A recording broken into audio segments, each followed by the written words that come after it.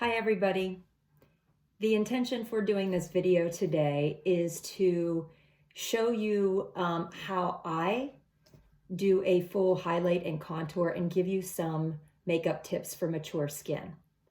I'm a school teacher, okay? I'm not an expert at this at all. However, I'm 51. I have mature skin.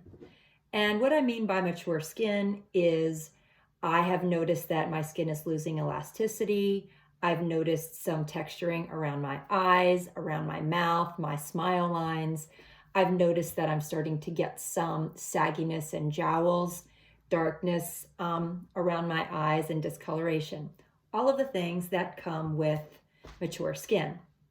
So you may or may not have mature skin yet, but I'm just going to show you and share some of the tips that have worked for me using our 3D foundation through Seint. So I'm going to go ahead and kind of dive right in, and this is unedited, so you're just going to see me and my basic routine.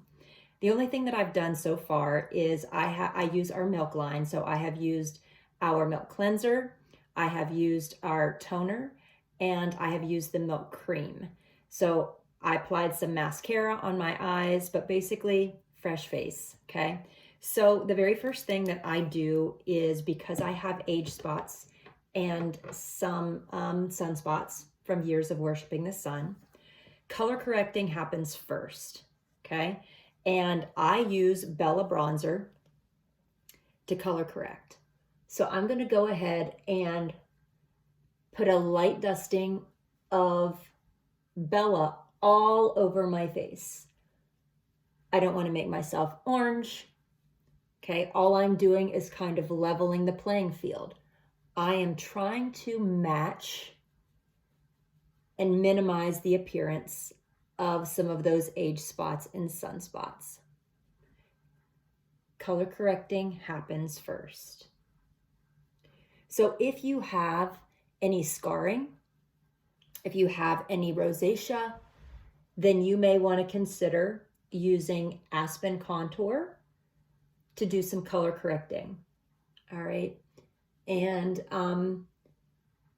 the next thing I'm going to do is I'm going to go in with Frenchie. Frenchie looks like a salmon colored, it's one of our lip and cheek colors, and it's going to neutralize the darkness underneath of my eyes. So color correcting first, just a wee little bit on my finger, and going in and tapping on those blue and purple areas right there. I also get them in the corners of my eyes as well. So the one thing that I have noticed with mature skin that I had a misconception about early on, well, basically all my life, and that is that you layer, you just need to layer more for older skin, when in actuality it's the opposite. Less is more. And this 3D foundation, that's the general consensus across the board anyway, is that it does not require very much product in order to be able to provide coverage. So yeah, so I just tapped a little bit of Frenchie in those dark areas. If you have a lot of severe darkness, you can apply more if you need to apply more. I'm just going to dab a little bit more. Okay, so you can see that my face is now more one consistent color. All right. Okay, so now I'm just going to go back in with my regular routine. I am going to go ahead and contour first, and I'm going to use my buff brush, and I'm going to go in with the small end and dip into my contour. Doesn't require very much. I like to stay high on my cheekbone, and I'm stippling that in very lightly, just like that.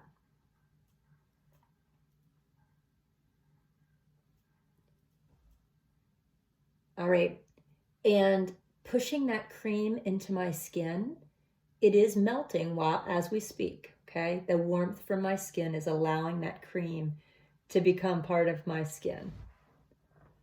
All right, following the natural shadow of my face, but yet keeping it a little bit high. not going past the corner of my eye, okay? As you get more mature and things start to fall, don't go down toward your mouth. That's going to drag it all down. So keep it nice and lifted. The next place that I'm going to go is right up here by my hairline.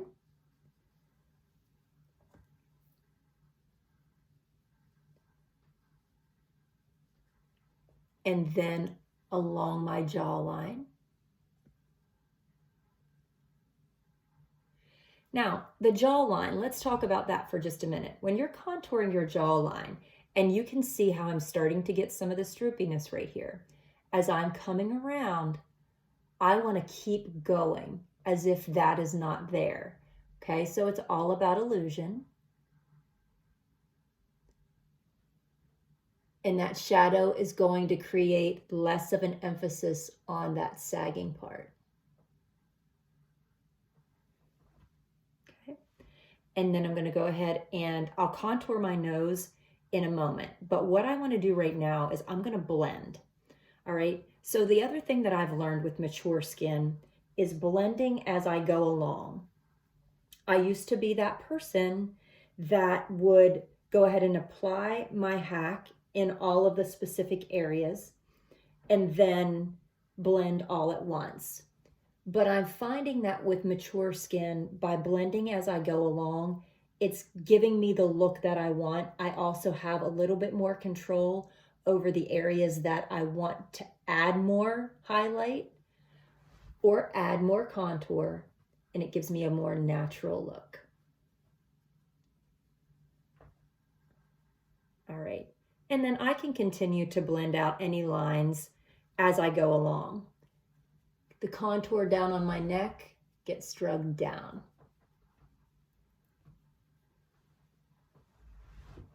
Okay, so there's what we have so far. Now I'm going to go in, and this is the blend brush. And this is a mature skin best friend right here. Okay, this blend brush is really not talked about enough for mature skin, and I have found that I love it. So I'm going to go in to my main highlight, okay, with the fluffy part, and I'm going to lightly buff that in. All right, and you're going to see how right here this line I'm not happy with it, but that's one good thing about blending first with your contour, because then you can go straighten that baby up. All right, and this is really just a light dusting. Now, the thing about creams is they're buildable. So I like to go ahead and tap and buff and tap and buff and add more if I need to add more, or stop when it's time to stop. Okay, it's so much easier to do that for me. So this is going where I would have a beard if I were a man.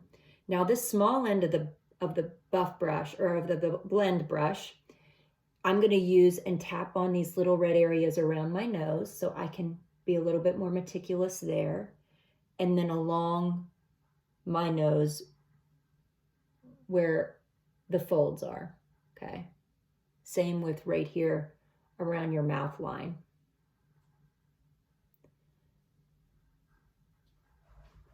Keep blending, keep blending. The magic is in the blending, guys.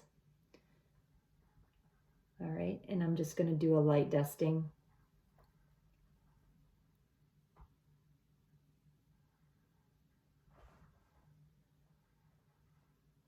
All right, let's go into the accent highlight, okay? So I'm going to turn that blend brush over, and I'm going to dip into my accent, and it's going right here in the corner of my eye.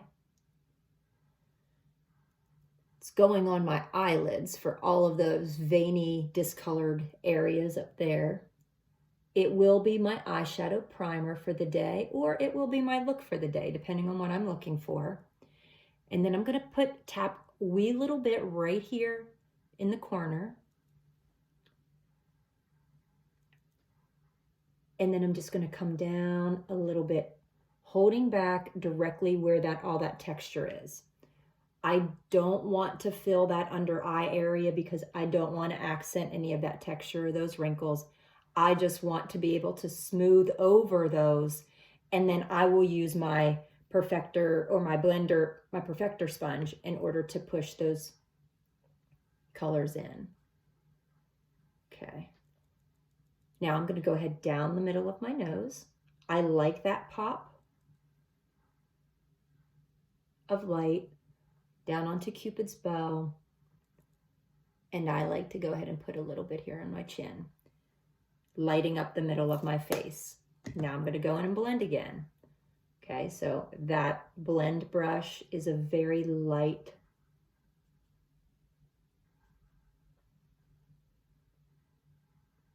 it allows you to have a light touch. And now I'm going to be really careful underneath of my eyes in that under eye tissue that is so fragile. And blending my eyelids as well.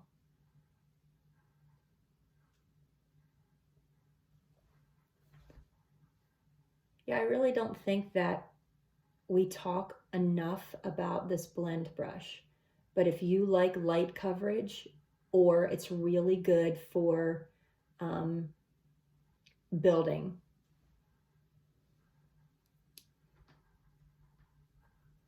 Okay, now let's take a peek now at my contour again and see if there's anything that I want to touch up.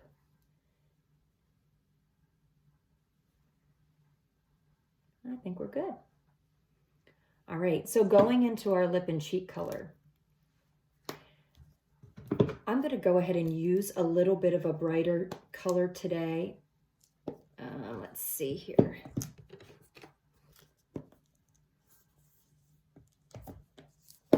Maybe I'm going to go ahead and use, I'm looking for pink grapefruit.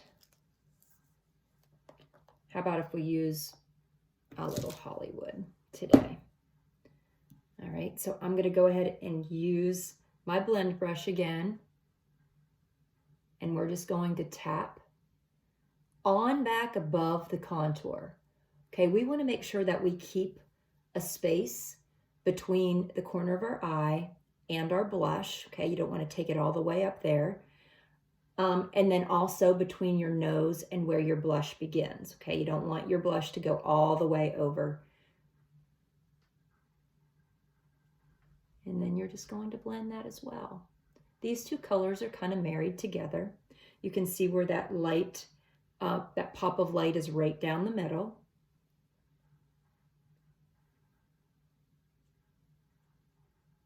Less is more with mature skin. Color correcting first.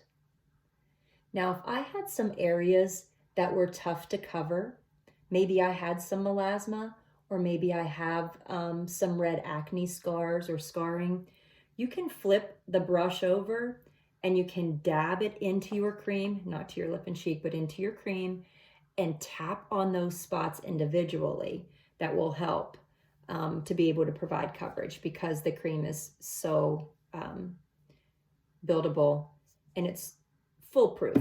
You cannot mess it up. All right, so I'm going to go in now and I'm going to line my lips with a darker color. I like to use Bella, okay? So our Bella bronzer, my favorite product. If you line your lips just at the outer perimeter, then those little lines that you get, those babies, your lip color will not bleed and emphasize those. So I'm going to use that Bella bronzer and I'm going to line my lips.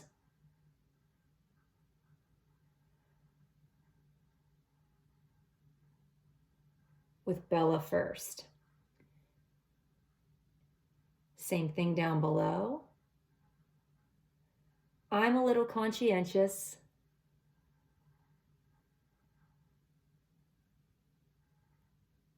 Sorry, I can't talk while I'm doing that. I'm a little conscientious of my small lips because I don't have very much upper lip especially, so I like to outline on that upper perimeter. And then I'm going to go in with Hollywood again and fill that in. And it's okay, you can blend, that's why I love Bella. You can blend Bella down onto your lip and make it look really natural.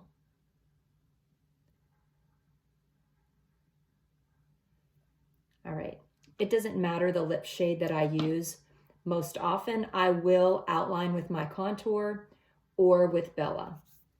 All right, the other thing that I want to show you is using a little bit of my contour.